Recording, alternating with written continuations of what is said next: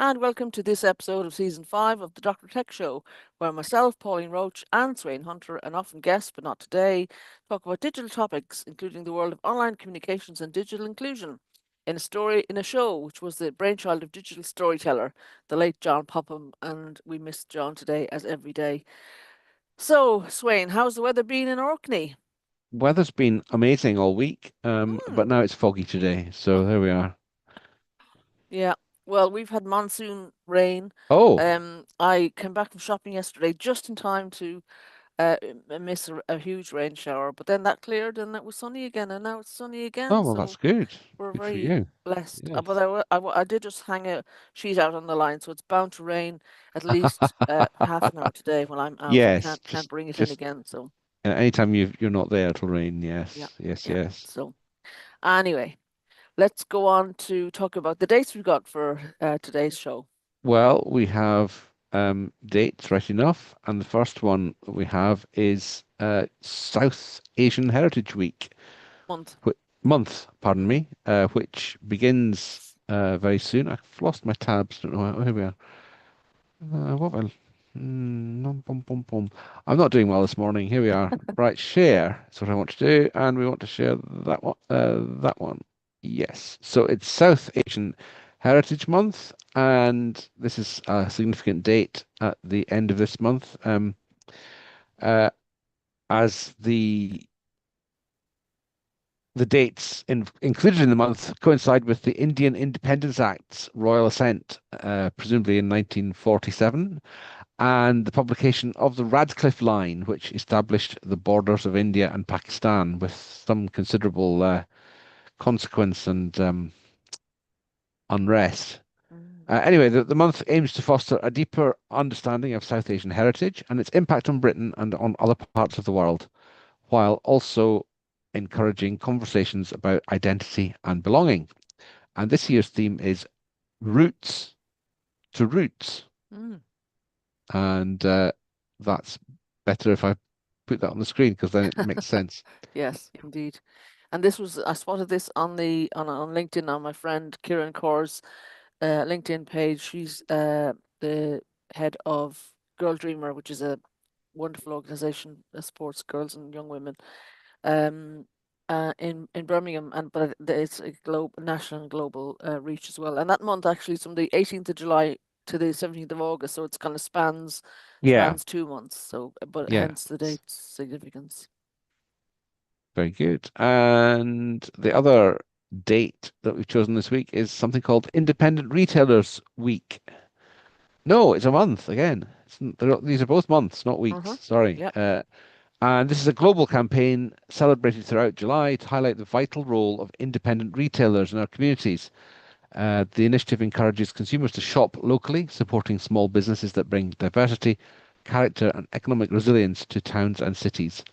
By choosing independent retailers, shoppers help sustain unique offerings and foster thriving local communities. It's established in 2011, and it aims to promote the benefits of shopping with independent businesses. The campaign underscores the importance of these retailers in providing personalized services, unique products, and contributing to the local economy. And in the UK, the movement was championed by Claire Rayner, Mm. who was known a few years ago as the retail champion, and who expanded the initiative to encourage UK customers to support their local shops and the local independent shops. So that's, I mean, we're lucky here in Orkney. We've got lots and lots and lots of independent traders, from the tiniest to really quite significant, general merchants and farmers merchants and that sort of thing. So it's always good to try and support these businesses wherever they are. Absolutely. And it's something I love when I travel. I love shopping in places I know that are kind of unique to the local area and provide employment and support to people, as well as just the enjoyment of doing, something that's produced with love and care, often more than a big, massive retailer. Absolutely. Um, yeah, excellent. I like that one very much. I think John, again, Yeah, I for think John would like independence that and one. stuff, he would have liked that one. Yeah. So, the events that I've picked out are various digital ones, obviously. And the first one is to do with money. So that might be of interest to some people who listen to us on a regular basis. Tomorrow, it's on tomorrow, the 22nd of July, and it's a webinar about the Digital Inclusion Innovation Fund 2025-26. And this was announced, the fund was announced as part of the Digital Inclusion Action Plan, which we have referred to before, published in February. And this fund aims to increase digital participation at the local level in England. And the webinar is an opportunity for officials to share initial information about the fund, including the objectives, eligibility criteria, application process, and timings. And they welcome people's reflections and insights during the webinar to help shape the final design of the fund. So it sounds like it's an information gathering exercise as much as anything else. So I'll certainly be going to that tomorrow to try and influence um how they spend their money locally, because that's what I want them to do. Yes. So hope I'll see other pals on that one as well. And that was from a LinkedIn post from our friends at Digital Unite. So thanks for that. Hmm. And on the 29th of July, from 9 to 10:30 a.m., I spotted this Edinburgh Green Tech meetup, Digital Solutions for a Circular Economy. And they're promising to unpack the concept of circularity, whether you're new to it or need a quick refresher, and then dive into the real world role of digital technology in making it a reality. You're going to use practical examples across industries and regions, exploring how software is enabling businesses to move towards more sustainable circular models. And they're also going to examine the risks, challenges, and unexpected consequences that arise along the way. The speaker is going to be Barry O'Kane, founder of Happy Porch, a software development company dedicated to driving the circular economy. Barry has over 20 years' experience as a software engineer, leader, and entrepreneur, and he and his team are passionate about using intelligent, purpose driven tech to tackle global challenges and create real impact. So, a real tech for good session there in Edinburgh on the 29th of July. I think is it in person? It's 9 to 10:30 a.m. It I is in would person, imagine. Yeah, yes. It's in yeah, Castle Terrace. yeah. It's going to be held at Code Base Edinburgh in Castle Terrace. Cool. Okay, well, I know we know there are other circular economy events going on around the country as Hmm. well, but it's good to see this happening in Edinburgh, and hopefully they'll get plenty of people going along to that one. And this third and last one of the events that we have for today is happening in Brighton. It's a hacker meetup, and I haven't seen many of those announced recently, so I thought this was a worth bringing to people's attention. And this is an ethical hacking group, suitable, it says, for most skill levels, from just starting out to seasoned experts. Now, if you're just starting out as a hacker, um, even then, I think there's a barrier to participation. So hack meetups are always good to meet other people and start talking about what you want to do. The blurb says this is your chance to explore real world hacking scenarios in a friendly, supportive environment. And it's all about learning, sharing knowledge, and connecting with like minded individuals interested in cybersecurity and ethical hacking. You need to bring your own laptop and be familiar with the basics of using a computer. And the definition of if you know how to decide if it's the event for you, they're saying if you're interested in the following, this is the event for you. And so they mention bug bounties, lockpicking, Windows hacking, Linux hacking, web application hacking, privilege escalation techniques, Windows and Linux, and capture the flag. Now, Sweyn, here's your test of your knowledge around hacking and these kind of things, IT related. Which of those have you done, or would you be interested in finding out more about? I, as far as I know, I've not done any of them, and I only know what some of them mean. So there we are. I'm not much of a hacker, it seems. Uh-huh. Um, So bug bug bounties. I bounties. imagine that's bugs in software and sort of. Yeah, I think that might refer to the situation where if you find a bug and you report it to uh, a software company, they might pay you for Mm, that effort. Lock picking, I don't know what that is of detail. Windows hacking obviously just means focusing on the Windows operating system to find ways around security. Linux the same, and web application hacking the same. mm-hmm, Privilege escalation techniques, that's a good one, because mm, all software systems have different levels of access, like as a normal user or as an administrator, mm-hmm, and there are in some systems, there are ways where you can fool the system into thinking you've got a higher level of access than you Ah, actually ought to have. okay. As for capture the flag, I'm not sure what that is.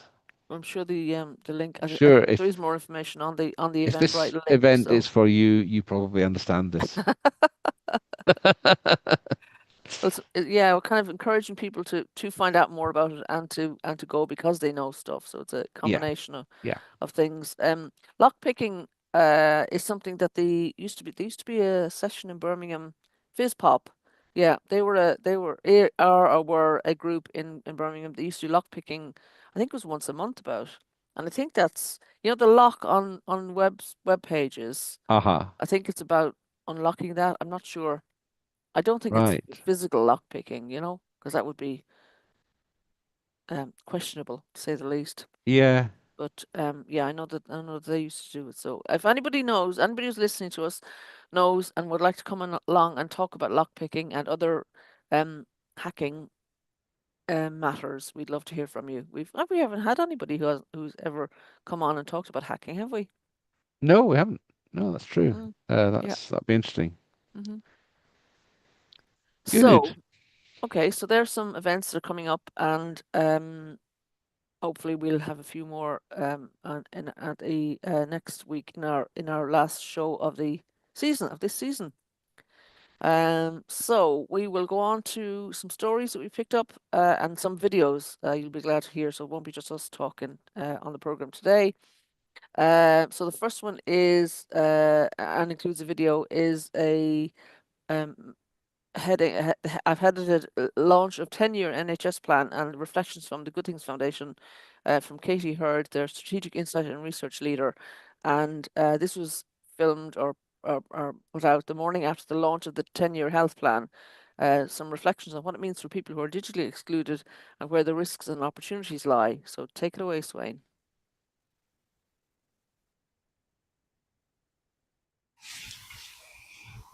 A few reflections on the NHS 10-year plan.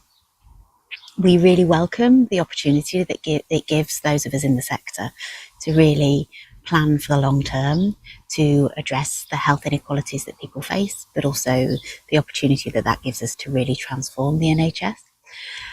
From a Good Things point of view, we welcome the shift from analogue to digital. It gives huge opportunity for efficiencies to be found and improvement in care, but we really must be careful not to continue to exacerbate those inequalities that already exist in the system.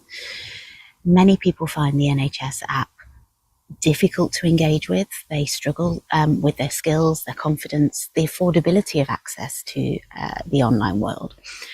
The neighbourhood health centres offer us an opportunity to build digital inclusion into that kind of point of delivery. There's already conversations about debt advice and employment support in those spaces. Well, digital inclusion is a natural part of that conversation.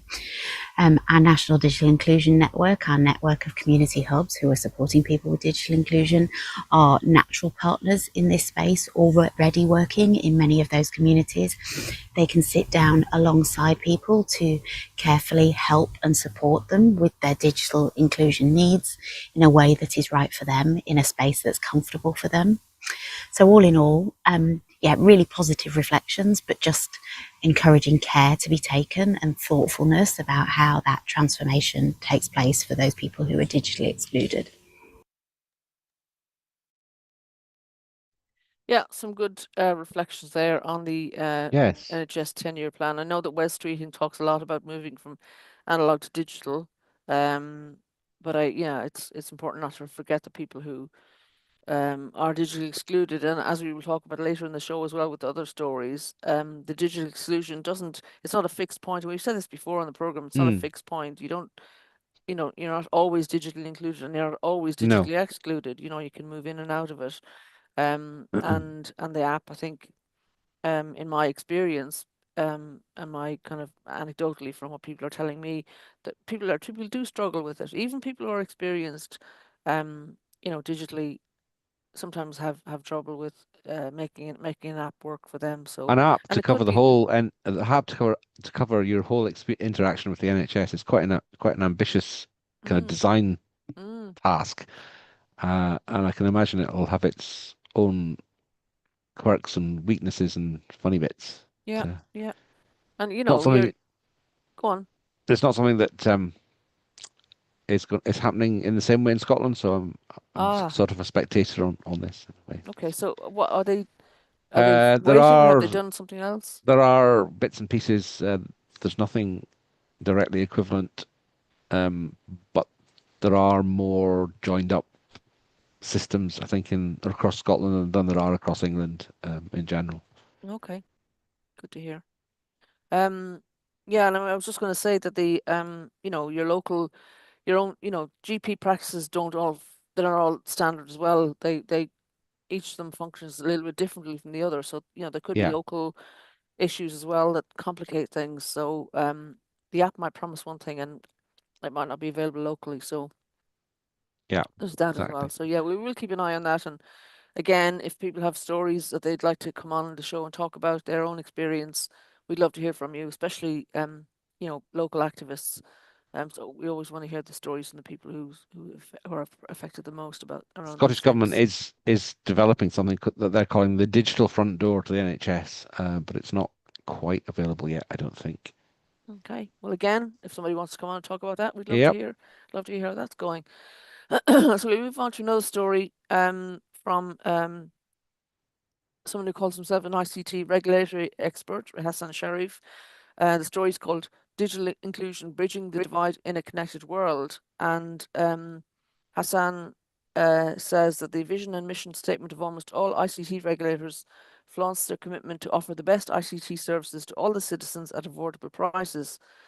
However, when the gap analysis focuses on the unconnected, the various divides become evident. And he goes on to talk more about that. And then further down the article, he lists case studies and with success stories in digital inclusion in um, different countries. And I just thought it was interesting to look at some of these because for me, it's always interesting to bring similar stories together to compare and contrast what might be happening from one country to another. So the countries listed are Tanzania, Egypt, India, Indonesia, Kenya, Pakistan, and Bangladesh.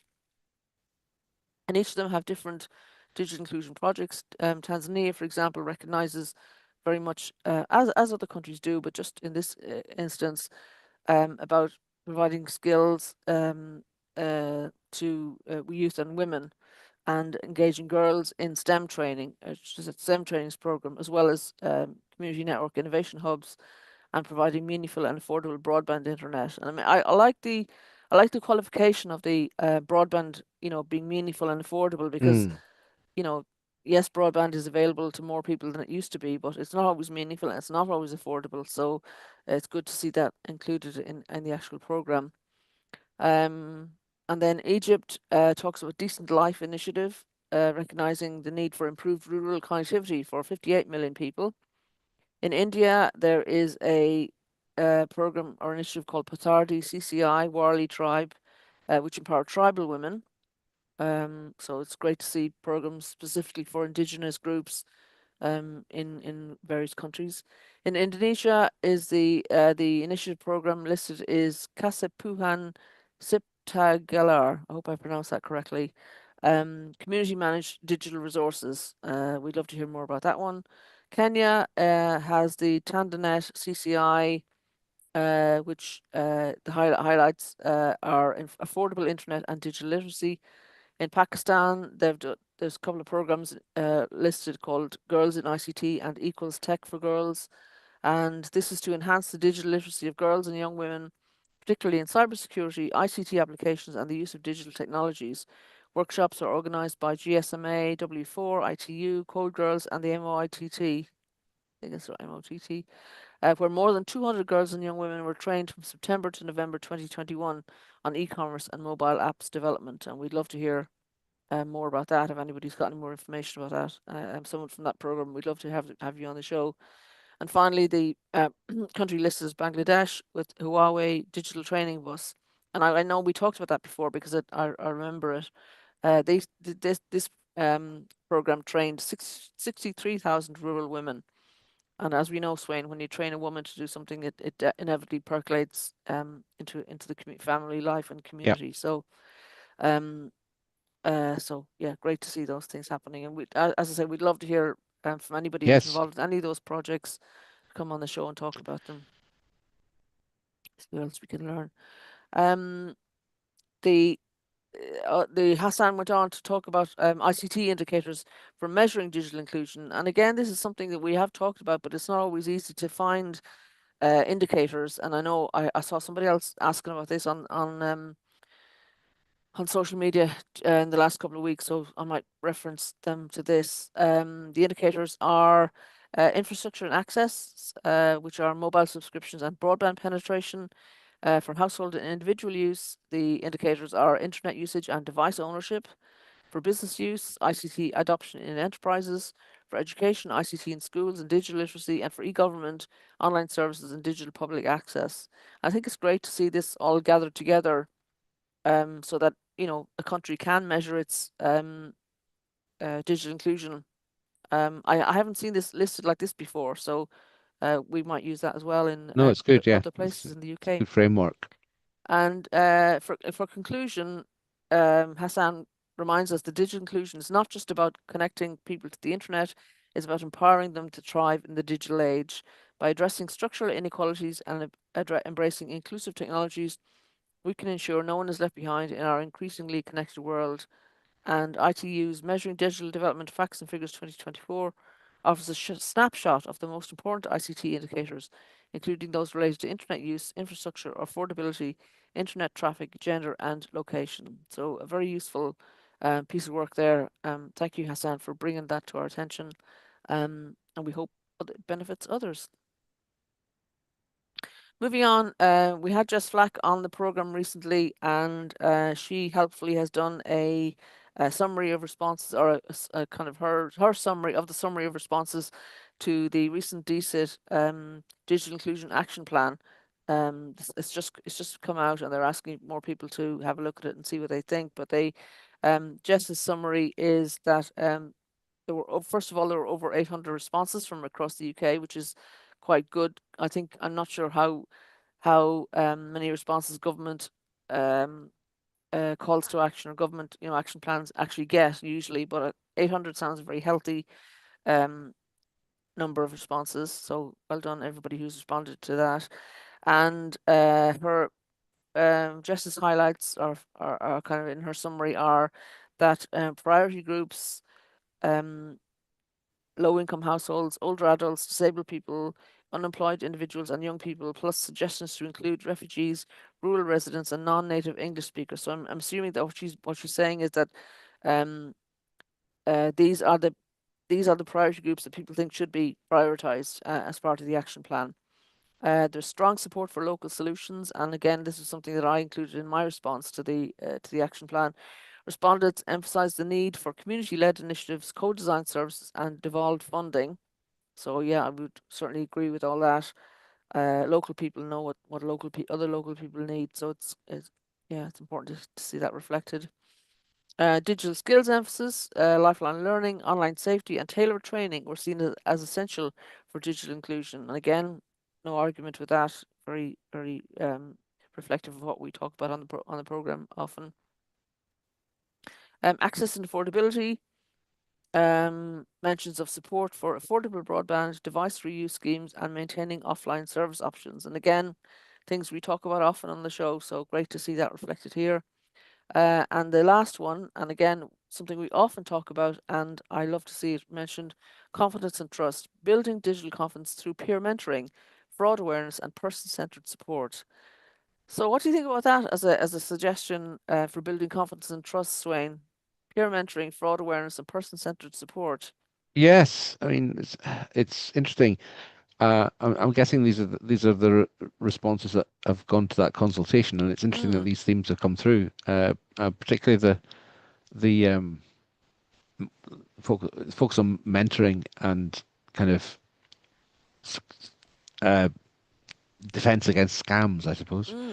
It's interesting. Yeah, it's good. Yeah, because I think, yeah, it's the scams, isn't it, that kind of makes people not want to be online because Yeah. they're worried about being fooled, which is a very, very reasonable and legitimate Yeah.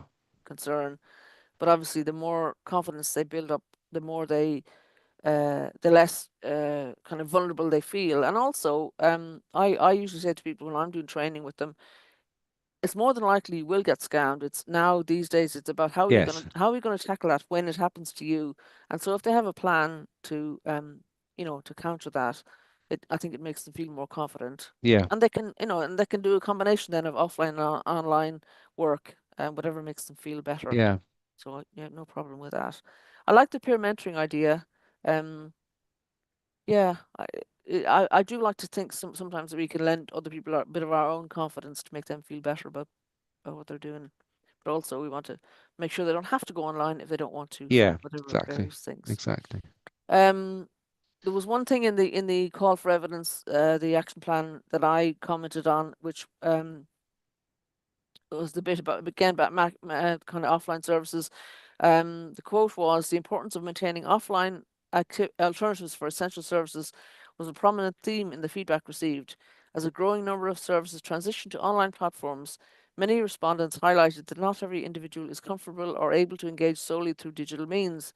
It was articulated that maintaining accessible offline pathways is crucial to ensuring overall inclusivity, particularly for populations such as the elderly and individuals with disabilities who may be disproportionately impacted by the shift to digital first services. So yeah, I think it's Yeah. good, well put there. Yes. And obviously a number of those 800 responses said that not everyone wants to be online or is able to engage online. And like as we say, then people can move in and out of that. I can do online banking, I can do online shopping and all of that, but I don't want to. I like to go into the bank. I like to see the person behind the desk. I like Mm. getting help from them, even if it costs me a little bit more sometimes. Mm. I like to do my shopping and see what I'm Mm. buying and pick up things and smell them and Mm. all the things you do in the supermarket. Yes. For me, it's a social thing as much as functional. So I'm glad people can shop online if they want to. I'm glad I Yes. can go to a supermarket as well, do my own Yes. shopping. Absolutely. Absolutely. And then moving on to the next story. This probably has existed for a while, but I didn't see a story about it, but saw one about it on LinkedIn, so I picked it up. And this is the LGA Digital Inclusion Hub, and this is from the Local Government Association, bringing together resources and guidance from local authorities, government agencies, civic society organisations, and other stakeholders to support the role of councils in addressing the digital divide. And Sweyn's got it on screen at the moment. And if you scroll down, Sweyn, they give you drop-down boxes for different elements. Keep going down, different months. That's right. So if you kind of open one of those arrows, yeah, and it just shows you different things that have come up in that month about different things. And actually, when I looked through some of them, a lot of them we've covered on the show, which is Uh-huh. very satisfying to see. Um, so yeah, but it's great to see all that brought together. Especially if people are new to this world, they can quickly catch up on Yes. some of the Nice. stuff that's been happening recently, as they would do if they wanted to binge watch our program, and they Indeed. could catch up on a lot of things as well. So highly recommend. So I've already asked them how we Can you can imagine? add material to their existing resources so that we can be listed, because I think we're Indeed. an invaluable resource as well. Indeed. Indeed. Indeed. So if anyone from the LGA is listening, very happy to have a chat with you about that. Very happy for you to come on actually and talk Yes. about what you've got so Talk far us and through how we the can hub. add to that. Yeah. So the next story is my mouse is not playing up today. Oh, it is playing up today. Oh dear. Let me see. Let me get back in the right place. Oh yeah, so it's again a story I picked up on LinkedIn, but it's from our friends at the More Collective, who we have had on the program this season. And this is from paralysis to agency, aligning more collectives connecting to care project with the Include Plus principles. And this is a trauma-informed, relationship-centered approach to meaningful digital inclusion. And I know um, it's a phrase filled with feelings, but trauma-informed. I like it because I first came across it with Hira Hussein's work on Chain, it's a website support service for people escaping mental domestic violence, and they've done some brilliant work. And I like that now that others are also, and probably have done previously, using that trauma-informed approach, because it makes a difference to people if you recognise that what they've been through. So this article goes on to say digital inclusion should never be reduced to technical proficiency or device distribution. It's so much more than that. It's rooted in wider inequality and systemic injustices. It's a system of this and a consequence, and digital is often an additional burden, an extra layer of hardship to contend with. Interesting, very interesting viewpoint. For individuals living with mental health challenges, the article says, exclusion is often tied to deeper histories of trauma, disempowerment, and stigma. Connecting to Care, developed by More Collective in partnership with the incredible Discovery College, was rooted in the belief that digital inclusion must be relational, responsive, and restorative, and was delivered through a drop-in peer-led model at Discovery College in Inverness. A year-long initiative offered digital support tailored to the realities of living in the Highlands, access to services, emotional safety, and long-term recovery. So More Collective sees the principles of include as not ideals to aspire to, but as essentials we embed. They say they resonate because they reflect what we've witnessed, that recovery requires relationships, responsiveness, and respect. That digital inclusion done well is never one size fits all. It's diverse, holistic, and healing. And most importantly, that those most excluded hold the greatest insight into what works. This collective work affirms our belief that inclusion must be rooted in care, not just for devices, but dignity. And they have a 4.5 minute video on digital inclusion and mental health, which I thought we could look through, Sweyn, because I liked it, and I felt that it again reflected my experience out on the ground. So, can we play that now? Sure. Thank you. For lots of people, digital exclusion is much more than a lack of skills and access. It can often feel like a personal failure.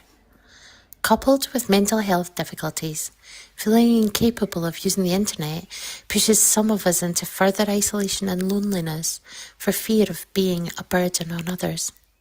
It's just one more thing.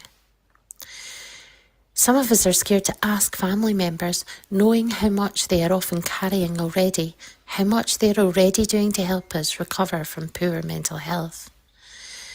Craig explained to us, I feel like I'm putting pressure on my family every time I ask them for help.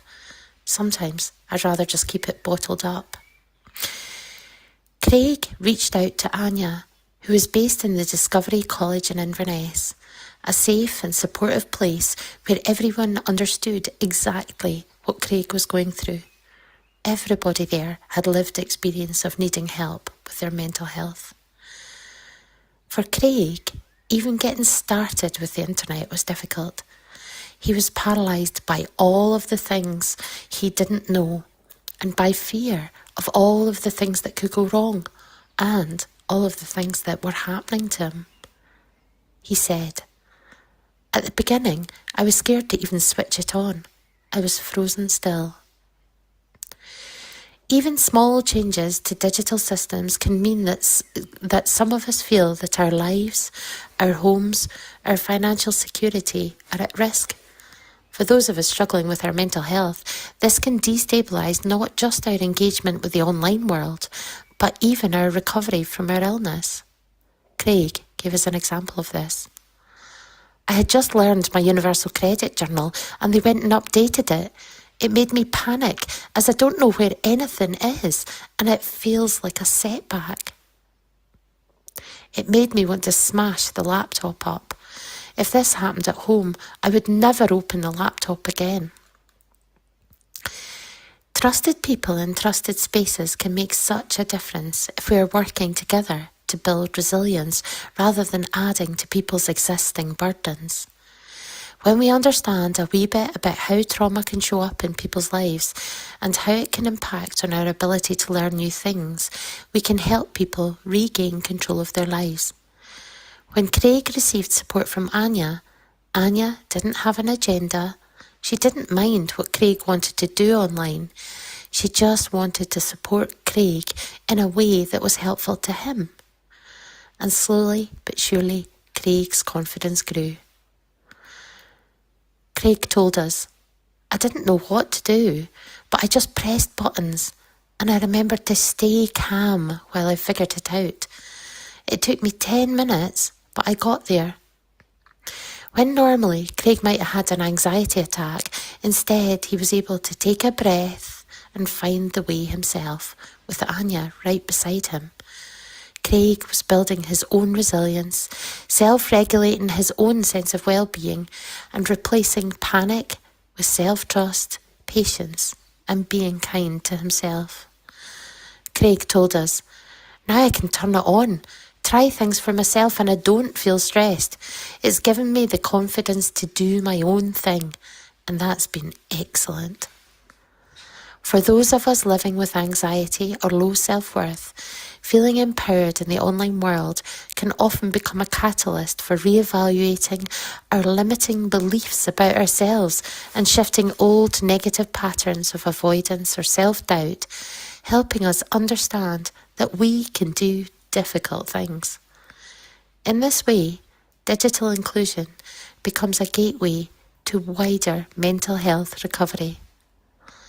These are the things that Craig has taught us in our learning together.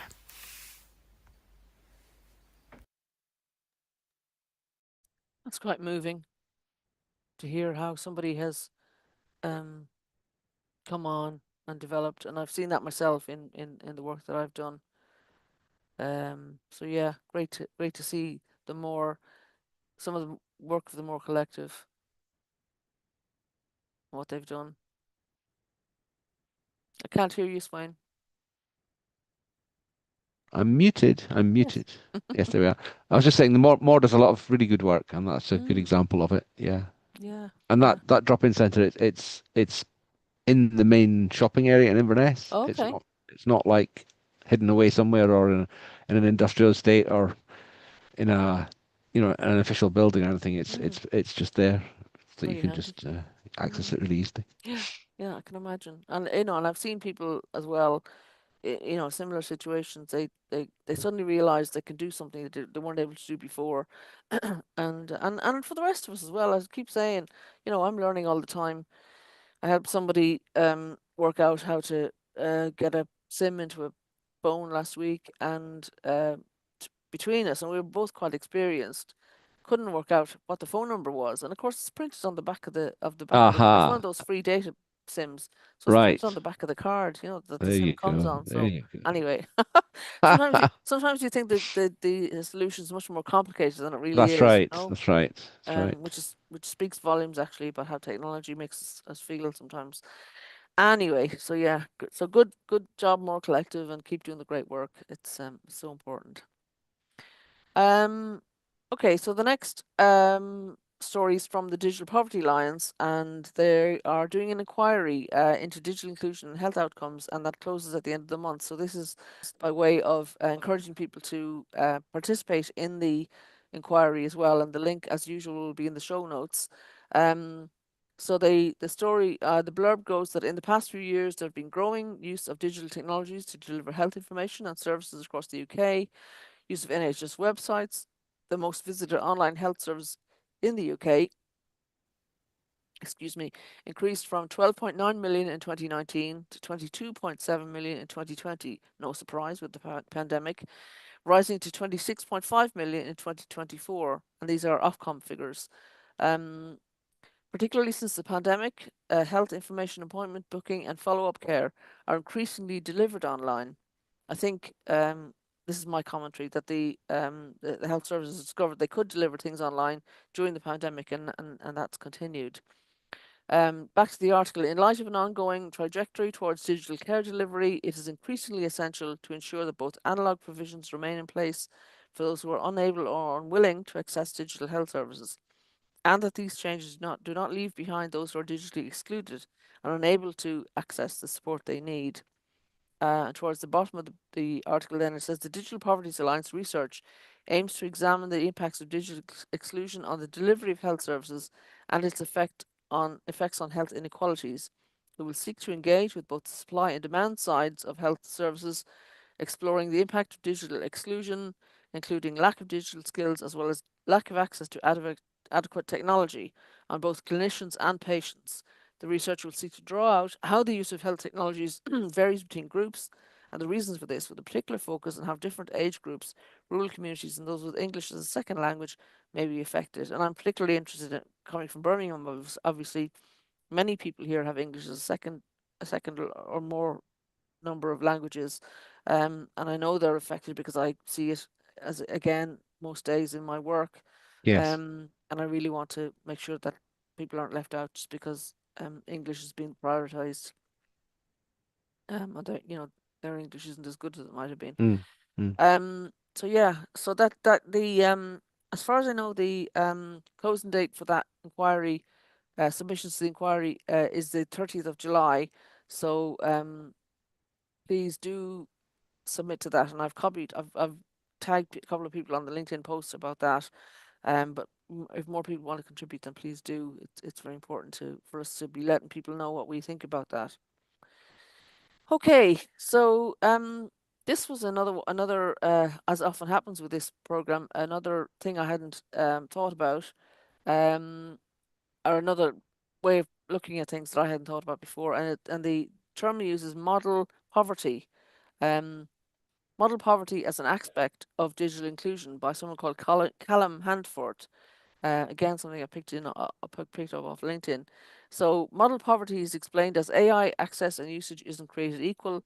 Those with access to the latest AI tools, particularly in their work environment, can progress further and faster in exploring the power and potential of AI compared to those with less, not just with those with no access. This risks a growing gulf between those dipping into AI products and services and those with the opportunity to engage with them in more detail. An inequity that may be exacerbated by job descriptions, increasingly prioritizing professional AI skills and knowledge. Haven't seen that myself in job descriptions yet, but I'm sure it is coming in some places. The article goes on to say that the AI and digital inclusion is a spectrum, not a binary. Again, talking about moving in and out of digital inclusion. People can't simply be divided into digitally included and digitally excluded. Too many can use mobile devices but can't afford the data or handset needed to maximize their potential, or have exciting digital skills or existing that might mean, but no safe or secure place to put them into practice. So again, perspective on kind of how people move in and out of digital inclusion. It talks about the digital inclusion value chain. The digital inclusion is not just about devices. We need relevant and available content, including in local languages, inclusion and accessibility to the design of digital products and services, access to compute and the right data, and ensuring that the most marginalized are at the table when defining AI standards and direction. Also points out digital inclusion is not linear. Digital inclusion may be fleeting. Devices can get lost, stolen, or sold to pay bills. Access to the latest models can become unaffordable, and AI and digital communities can disappear over time, resulting in many losing key networks and support systems. So yeah, all very relevant and important things to say there. So the expression model poverty is a new one for us. I think Sweyn is going to come into our lexicon. Yes, I'd not heard of that before, Yeah, but yeah. it expresses quite well the kind of variations in access that they're trying to get at here. Mm. So thanks, Callum. And if you would like to come on the show and talk about this, we'd love to hear more about this, because I'm sure you've got plenty more to say about it. You often find that people can write one article, but I'm sure they've got a whole theorem to explain it. So we're coming to the end of our some of our stories. We do have a video to finish on, so hopefully we Okay. will give you plenty of interest to stay listening to us for today. And the next story is again, I think, from Govanhill. That's in Scotland as well, isn't it, Yes, it Sweyn? is. It's in Yeah, Glasgow. yeah. Yeah. And I like this one because I thought John would have directly rated this one. The heading is Digital Mushrooms, on-street tech support in Govanhill. And the article says that in a world built around digital access, too many are still locked out. Digital Mushrooms is a grassroots, anarchistic, mutual aid project in Govanhill, helping folk to get to grips with tech. No suits, no funding bids, just solidarity, brackets, and maybe biscuits. So I just really like that one. If you if you look at it's on screen now. It's a kind of a picture of two younger people. One sitting on a like a stone seat in a street, and one standing behind what looks like a pasting table or a kind of a table that can be folded up and carried away. And both kind of behind an A board, a blackboard, with the writing on it is free tech support, website worries, question mark, stupid online form to fill in. Stupid I think online form to yeah, fill. we can help. Digital mushrooms, and I think the analogy is, mushrooms spring up and they then they self-generate or whatever, so it's spreading movement of help. So the article is very colloquial. Talks about, if you want, perhaps you're scanning this article online, reading in a busy eatery, having snagged your booking via the website, or maybe you prefer casually leafing through the printed magazine on a bus you've caught after checking the timetable on your app. Obviously, showing how people are using the internet. The internet is a modern day necessity. From accessing essential services to communicating with loved ones, staying informed and entertained, our world is a digital one, and yes, we can't escape from that now, and it's how much of that we want to be part of. However, as it says, many though are disconnected, and those individuals are more likely to be at the sharp ends of other aspects of marginalisation to people affected by poverty, old age, disabilities, chronic health conditions, homelessness, or those trapped in the brutal asylum system. The list goes on. And so this service sprung up. If you scroll down a bit more, Sweyn, I think it talks about politics on the street. They founded digital mushrooms, and a picture of some leaflets that they obviously have when they set up to encourage people. An activist guide to information something something technology, probably at the back. Um, a Security. leaflet. Oh, right, okay, yes. A leaflet with the word fake on it. So fake news is something that we all have to be dealing with these days as well. And if you scroll down a bit more, so they set up a table on Vicky Road each week. That must be a place in Govanhill. And we chat to folk about their tech issues. We work as a wee team, making decisions collectively. And we're not willing to pin our hopes on the here today, gone tomorrow whims of any politician, charity, or benefit factor. It's just us and maybe some biscuits if you're lucky. Okay, there's 2 mentions of biscuits, so I'm expecting biscuits if I ever go to this. So it's they're comparing it to a food not bomb stall that is in Govanhill on a Saturday. It's a bit like that, but for tech advice. So yeah, so they're offering a hand to people who might need a hand with getting their phone sorted out, or getting data, or a website. They've offered to help with websites, etc. So I don't think they want you to turn up with your television and show you how to tune it in or anything like that. But I think mobile devices probably are the dominant device in that space. And yeah, that's something I'd love to do. That I'd love to just put up a table in my Absolutely. outside Yes. my house, just say, yes, I can help you with your tech. And in Mhm. fact, I'm thinking of doing a ask me anything session Oh, in yes. Birmingham in the next while, just to see what people See people what the want to see what the more concerns know are. about. Yes. See what I might be able to help people with in the as the time ticks on. So I'm just gonna so we just that was our third last. Sorry, my thing is We frozen have two again. Okay, more. 2 more. Okay. And my The next one is Leeds Irish Health and Homes. oh yes, this is old friends of mine in Leeds who run this Leeds Irish Health and Homes community organisation, and it's a story that one of them was traveling by train this week when someone collapsed, and thanks to her quick thinking, she was able to access the person's medical information and emergency contacts quickly. And there's on screen you can see a picture of the information that should be on your device if you have a medical incident, and that someone else can quickly get to it on your behalf. Is it possible to read what it says about what to do, Sweyn?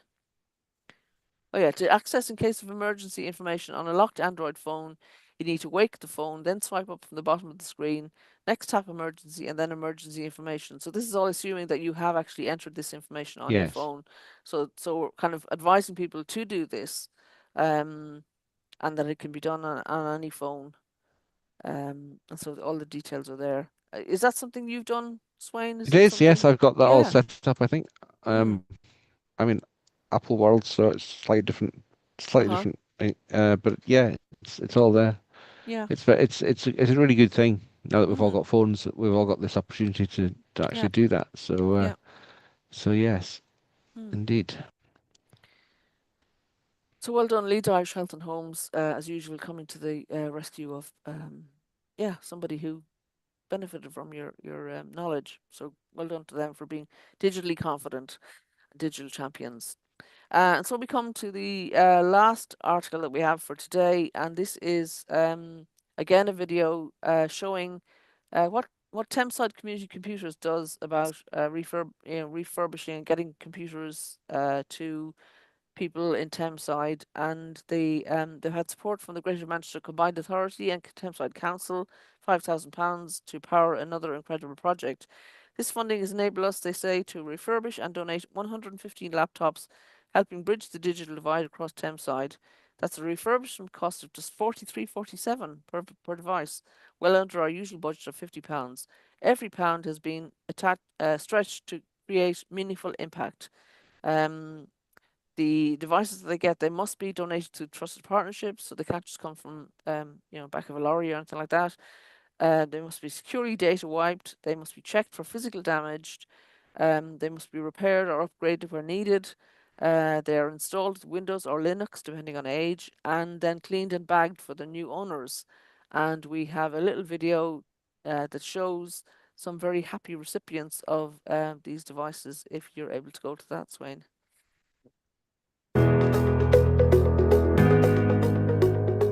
So I'm Kerry Grimshaw and we're from Tameside Community Computers, and we have received funding from GMCA and Tameside Council to provide 115 laptops to children in Year 5 in primary schools in Tameside. The main barriers to local residents is that there aren't enough areas or places that they can go to be able to access technical devices. There are libraries and there are loan schemes, but nowhere where they could buy low-cost devices or even get devices for free. So this is what we want to try and achieve, to try and remove that barrier to those people in Tameside.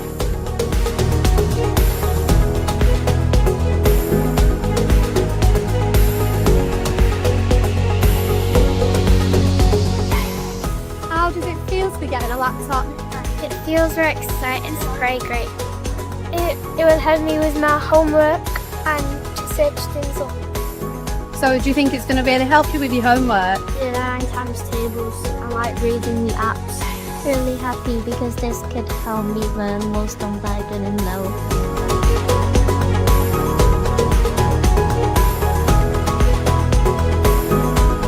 We want to try to help as many children in digital poverty within Tameside to help access a digital device.